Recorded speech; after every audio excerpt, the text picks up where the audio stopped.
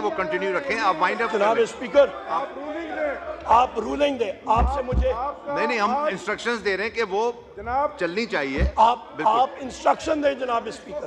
देखें आप उमर अयूब साहब, आप इतने सीनियर हैं, आप चेयर को इंस्ट्रक्ट ना करें। मैंने ये आगे पास ऑन कर दिया है कि वो पीटीवी को लाइव चलाएं। जनाब स्पीकर, अल्हम्दुलिल्लाह चौथी बार है यहाँ पे। आप सुन नहीं रहे या समझ नहीं रहे? मुझे सुने ना प्लीज, आप सुने। हमने कहा है कि पीटी को आप अब चेक करवा ले। हमने कह दिया है कि वो चलाएं लाइव। थैंक यू, शुक्रिया। और वाइंड अप करें। नहीं स्पीकर साहब, नॉट एट ऑल, ये मेरा right. I am sorry speaker साहब, I didn't expect this. We will give you time. It is my right. Okay go ahead.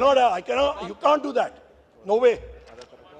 जनाब स्पीकर, मैं यहाँ पे बात कर रहा था आपके पास कि इन्फोर्स डिसअपीयर्ड लोगों के हवाले से यहाँ पे हमारे मुख्तलिफ पीटीआई के मेंबर्स थे, उनको इन्फोर्स डिसअपीयर किया गया, उनको जेलों में रखा गया, उनके कारोबार बंद किए गए, पुलिस उनके घरों में घुसती थी, तोड़ फोड़ करती थी और कहती थी आपको इबरत का निशाना बनाना चाहते हैं हम लोग।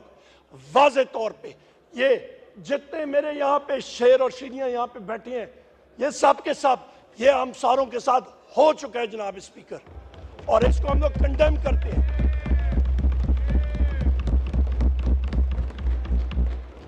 जनाब स्पीकर, आपको मालूम होना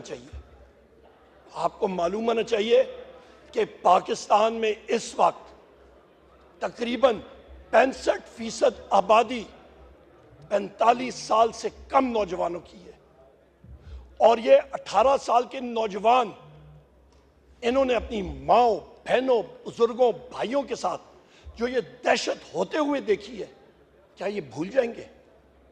ये अपने जहनों में ये चीज़ें जो नक्श हो चुकी हैं, जो इम्प्रिंट हो चुकी हैं, ये तो अपनी आखिर उम्र तक ये साथ लेके जाएंगे। ये क्या मिसाल बना रहे हैं हम लोग पाकिस्तान का?